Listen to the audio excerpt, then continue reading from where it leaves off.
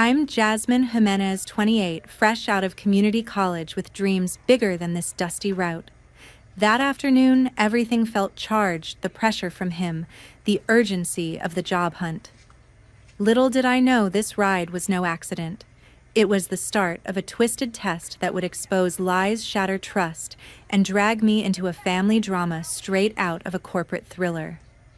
Would my one impulsive choice cost me everything, or reveal the monsters behind the masks? Stick around, the twists get wilder, from a shocking disguise to a betrayal that hits like a punch. You won't believe how it ends. If you've ever faced a sneaky kindness trap or family secrets exploding at work, hit like and subscribe for more real-life drama stories that expose the truth behind perfect facades. That morning started with high hopes. I snapped awake to the insistent beeping of my alarm at 6:30 a.m., the digital numbers glowing in the dim light of my apartment bedroom. Swinging my legs over the side of the bed, I took a deep breath, mentally mapping out the hours ahead. This was it, the day that could pivot my career. Heading to the bathroom, I splashed cold water on my face to shake off any lingering drowsiness, then brushed my teeth with methodical strokes, staring at my reflection to build resolve.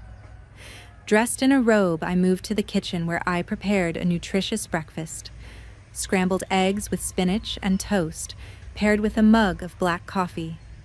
Eating slowly at the counter, I reviewed my mental checklist.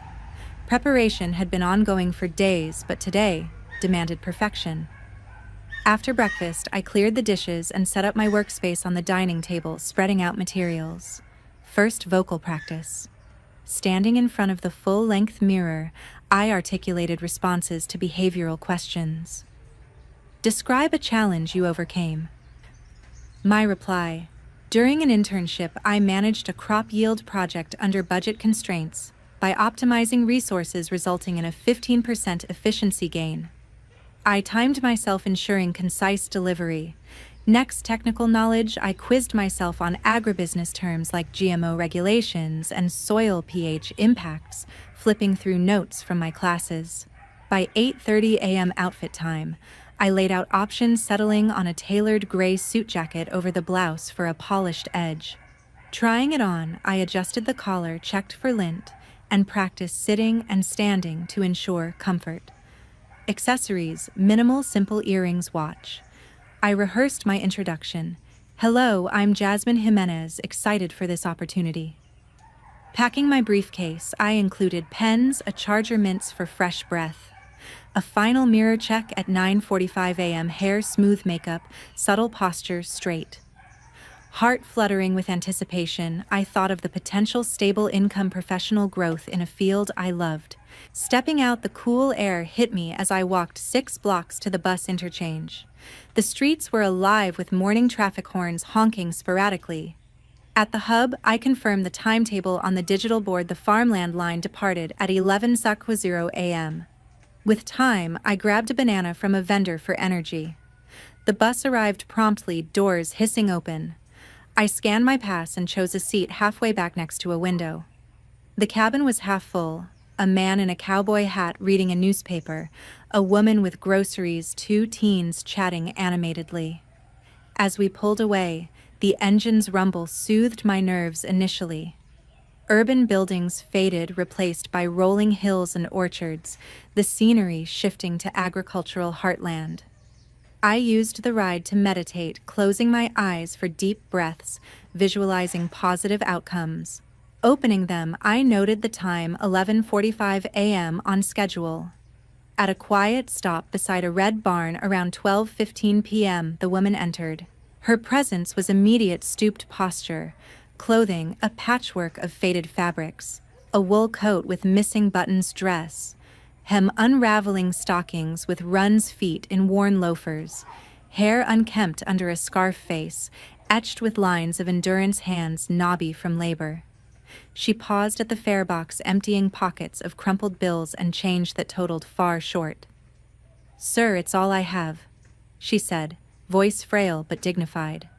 The driver, leaning back, replied, $20 exact or I can't let you on. Next bus in 2 hours."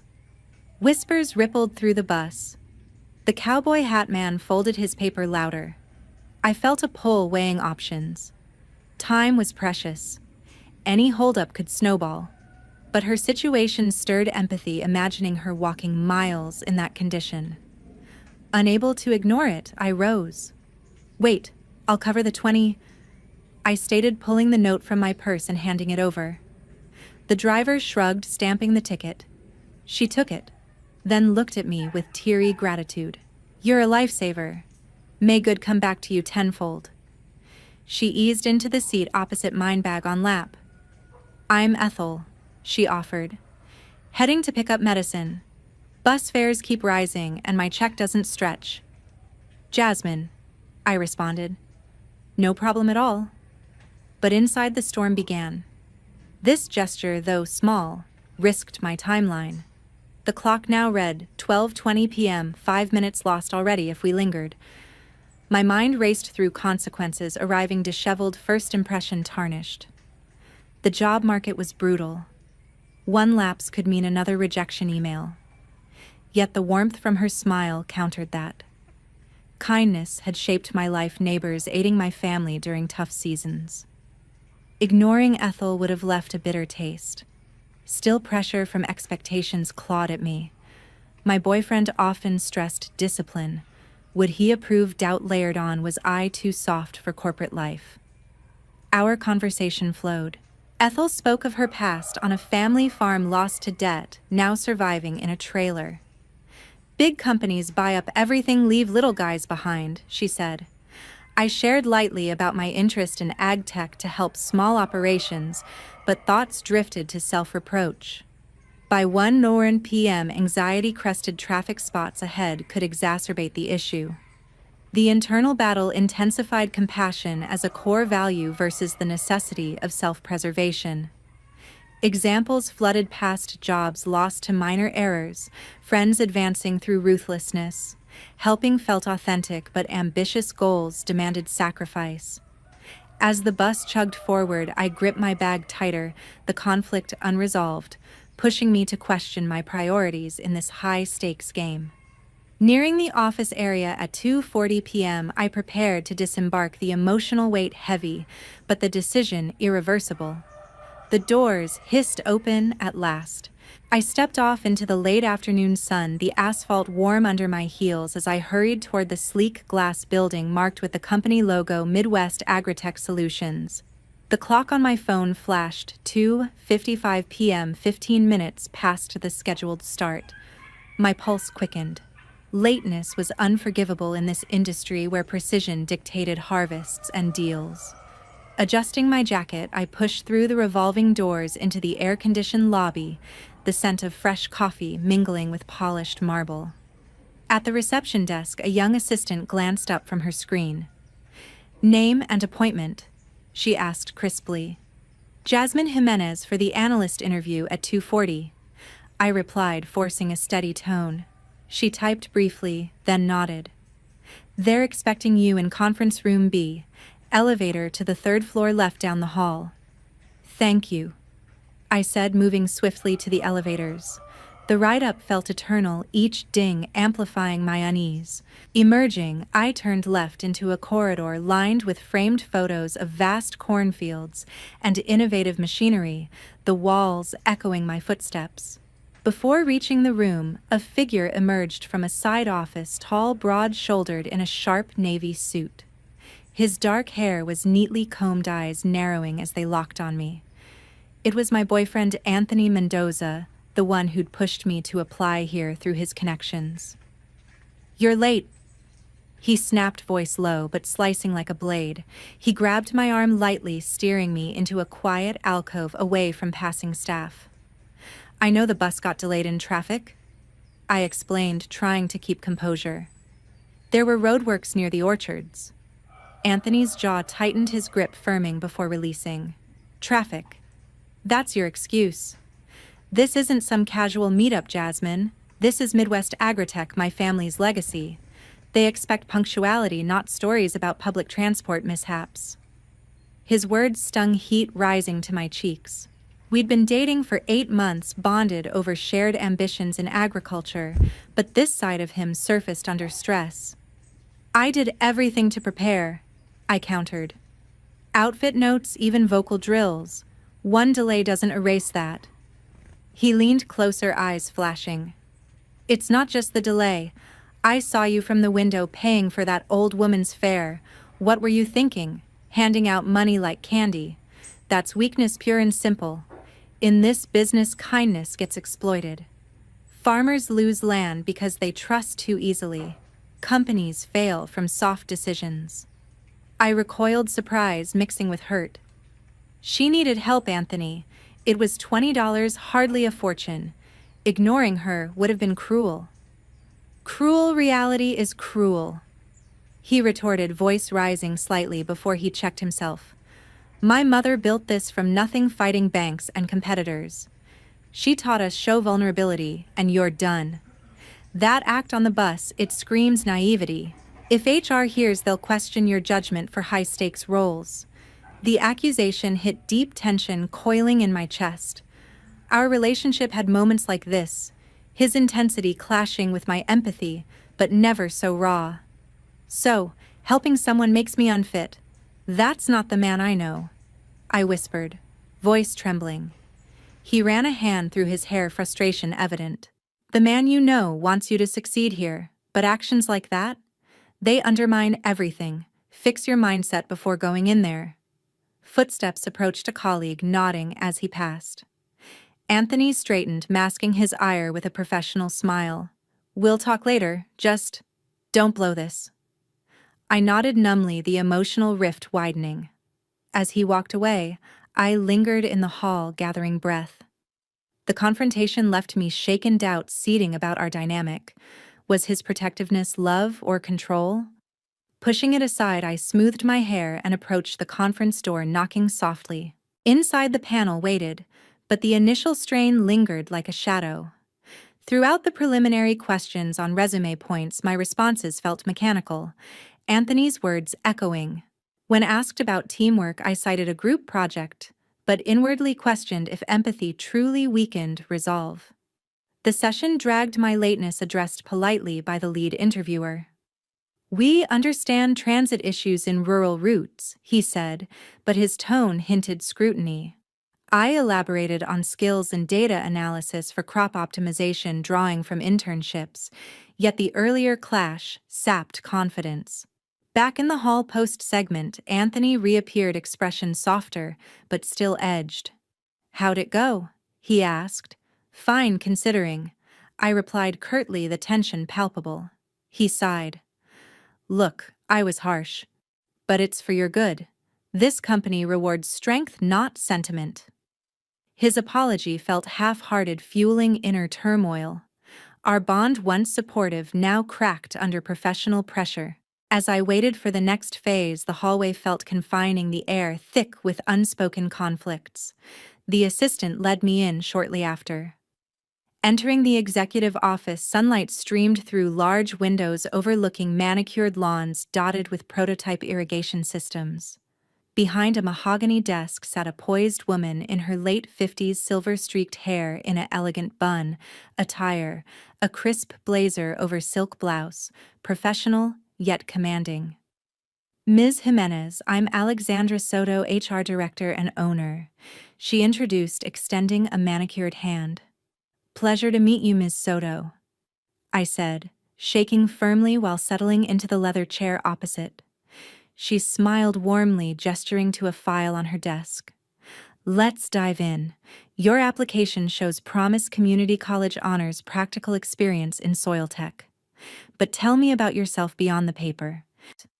I launched into my background, growing up in a migrant worker family, passion for sustainable farming, sparked by childhood field's drive to innovate for underserved communities. Alexandra nodded attentively, jotting notes. Midway, her pen paused. Something familiar nagged the way her scarf draped, echoing the one Ethel wore, though upscale. Dismissing it, I continued on leadership examples. Then she leaned back. Impressive. But interviews here go deeper. We value character in our family-run operation.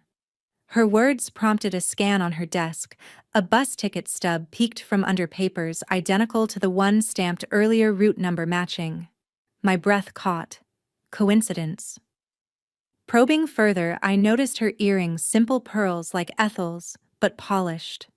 And the faint scent of lavender, same as the bus encounter. Heart-racing pieces clicked, the stoop-gone makeup concealing lines but eyes the same piercing blue. Before I could voice it, Alexandra spoke. "You passed the moment you were on that bus." The statement landed like a thunderclap. Panic surged, pulse-hammering palms clammy. "What do you mean?" I stammered, voice barely steady. She chuckled softly. "The elderly woman, that was me in disguise. A test of compassion amid pressure. You chose kindness, paying the fare despite the risk to your schedule." Shock rippled through me, mind reeling. The raggedy coat, frail voice, all staged betrayal, twisted in my gut. What seemed genuine now felt manipulative. "You spied on me, pretended to need help." "Not spying," she clarified. "Evaluating. In agribusiness, we deal with real struggles, farmers in debt, workers in need. We seek employees who balance empathy with drive. Your actions showed that." But doubt flooded. Was this ethical panic, escalated thoughts fracturing Anthony's warning about perfection, now tied to this scheme? Did he know suspicion brewed? His earlier scolding perhaps part of the act? I shifted uncomfortably. It felt real. I agonized over the delay, thinking it might cost the job. Alexandra's expression softened. "That's the point, real choices under stress. Many ignore. You didn't. It aligns with our values here at Midwest Agritech." Yet the revelation unsettled deeply. Memories replayed her teary thanks, farm stories, lies to probe, nausea rose, trust violated in a process meant to build it. Pressing on, she detailed the role, analyzing market trends for seed tech, collaborating on family strategies. But my focus wavered, suspicion layering. Why disguise hidden motives in this family dynamic? As discussion turned to salary and benefits, I feigned interest, but inner alarm blared. The ticket stub glared accusatorily. Ethel's worn loafers now replaced by heels. Panic morphed to wariness. What else was fabricated? By session's end, Alexandra stood. "We're impressed. Next steps soon." Exiting doubts churned. This test exposed more than character, it hinted at deeper deceptions. We returned to the conference room moments later. Alexandra gestured for me to sit, her demeanor shifting to one of calculated revelation. "Now that the preliminaries are out, let's address the elephant in the room." She began, clasping her hands on the table. I leaned forward, adrenaline still coursing. "You mean the bus incident? If that was you, Ethel, or whatever your real name is, then explain. Fully." She nodded, unflinching. "Yes, it was me. The disguise was meticulous: thrift store clothes, makeup for wrinkles, even a voice modulator app on my phone for that frail tone. I boarded at that remote stop to simulate a vulnerable stranger, testing if you'd prioritize humanity over self-interest." The confirmation slammed into me, twisting my stomach. This wasn't just a hint. It was outright deception engineered at the highest level. A personality test for an analyst job that sounds more like manipulation than evaluation. Alexandra leaned back, her voice steady and professorial. "In our family, company positions aren't just about skills. Midwest Agritech thrives on trust and integrity. We've lost deals to rivals who exploit weaknesses, seen employees leak secrets for personal gain. This test weeds out those who lack empathy, crucial for roles involving farmer relations, or those too rigid to adapt. Last year, a candidate ignored a similar setup. We passed on him, and he later joined a competitor, poaching our clients." Her explanation unfolded like a corporate manifesto, detailing past implementations, staging flat tires for mechanics, fake customer complaints for sales reps. "It's not random cruelty," she insisted. "It's about revealing true character under pressure. Your choice to pay showed balance, compassion, without derailing your goal entirely." Anthony, who'd slipped in quietly during her speech, chimed in from the corner. Mom's right, Jasmine. This isn't new, it's how we built the business. Remember that story I told about Dad's early days? He tested suppliers the same way, ensuring loyalty. If we hired blindly, we'd be bankrupt by now. His defense graded loyalty to family overriding our connection. So you knew? I shot back, turning to him. All that lecturing in the hall about weakness, was that part of the script too? He hesitated, then met my gaze. Not entirely. I was briefed on the setup, yes, but my reaction was genuine concern. Kindness is fine in theory, but in agribusiness it can backfire. Farms fail from bad loans given out of pity. We need people who think strategically. Mom's method works. Our retention rate is 95% because we hire the right fit. I stood pacing the room to channel the rising anger. Strategic. This feels like a game, treating applicants like lab rats. What about consent I poured my heart into preparing, only to be tricked into proving I'm worthy? It's unethical, Anthony. And you justifying it makes me question everything about us. Alexandra interjected, tone conciliatory. Ethics evolve in competitive fields. We comply with labor laws, no recordings without permission, no personal data misuse. Think of it as immersive interviewing, like simulations in tech firms. Your pass means we see potential. Others have walked away, but those who stay excel. But her words fueled my rebuttal. Immersive. It's invasive. You fabricated a sob story about farm debt to tug at my strings. How do I know the job description isn't exaggerated too? Or that family values here aren't just a facade for control? Anthony stepped closer, voice softening. Babe, don't overreact. Mom's protected us through recessions, mergers. This test saved us from hiring a fraudster once he failed by haggling the beggar down. It's for the greater good, including yours if you join. The term babe felt patronizing now, igniting deeper confrontation. Greater good? This erodes trust from day one. If you'd been upfront, maybe I'd respect it. But lying to gauge reactions? That's not building a team. It's breeding paranoia. And you defending her blindly. Does family always come first, even over honesty in our relationship? He crossed his arms, defensive. Family built this.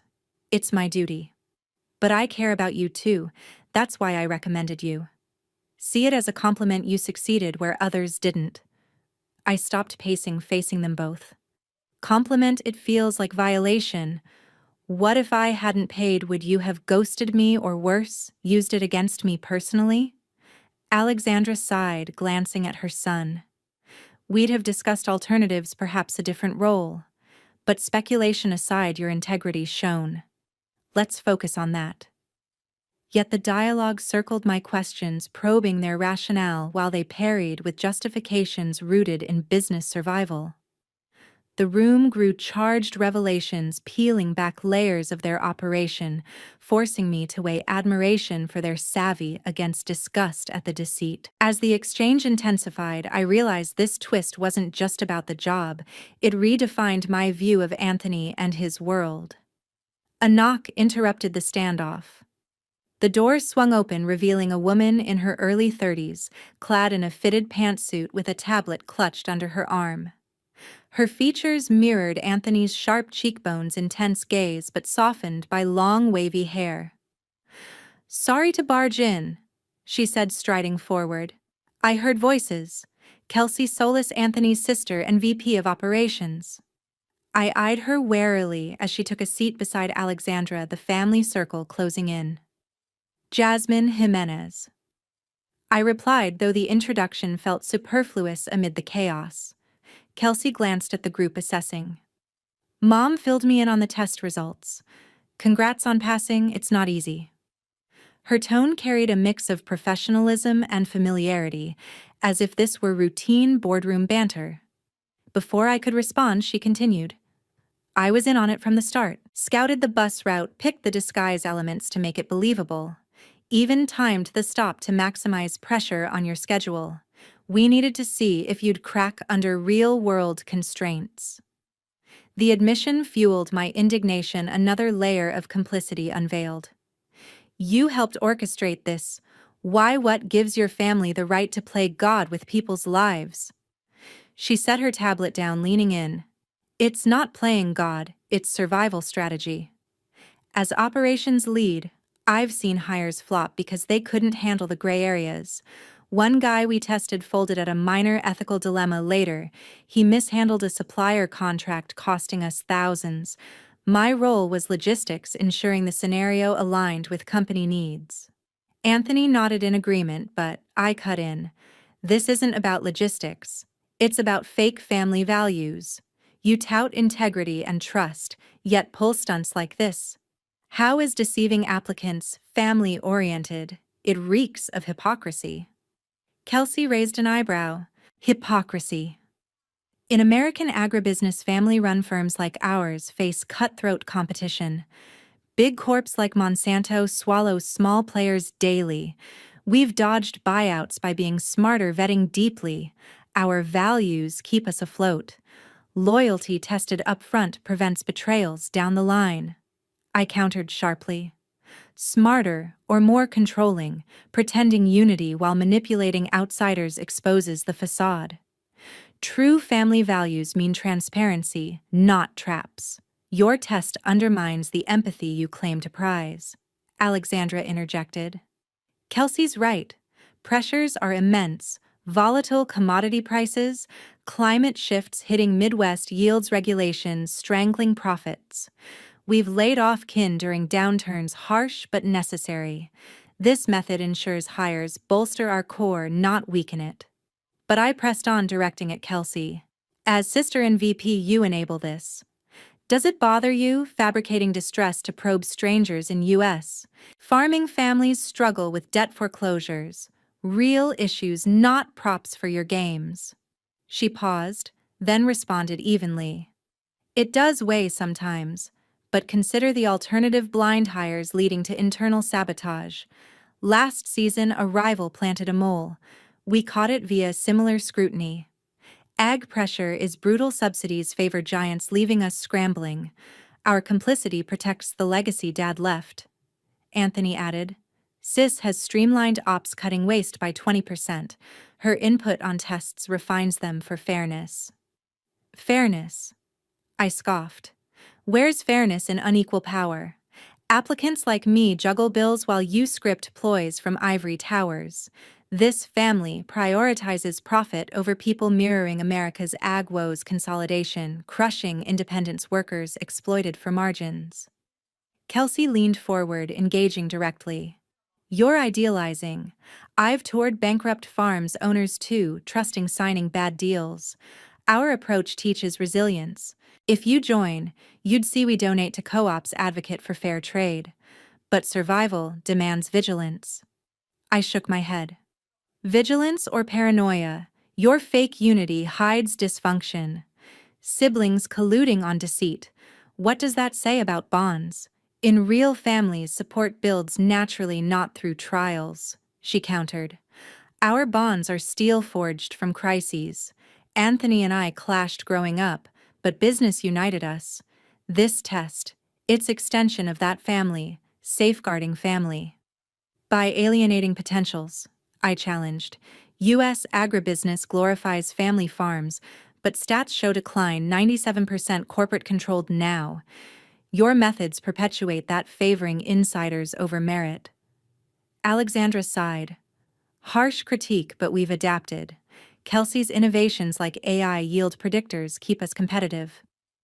Kelsey nodded. Exactly. I coordinated the test to integrate with our culture. Your reaction shows spine. We need that against lobbyists pushing GMO bans or tariff hikes. I pivoted. Culture of illusion. Pretend poverty to test kindness, then preach strength. It's gaslighting, eroding authentic connections. How many quit post-reveal seeing the charade? She admitted. A few, but most appreciate the rigor. In America's pressured market with droughts and trade wars, we can't afford soft spots. The debate deepened my points, dissecting their rationale family as brand versus reality ag stresses, amplifying ethical shortcuts.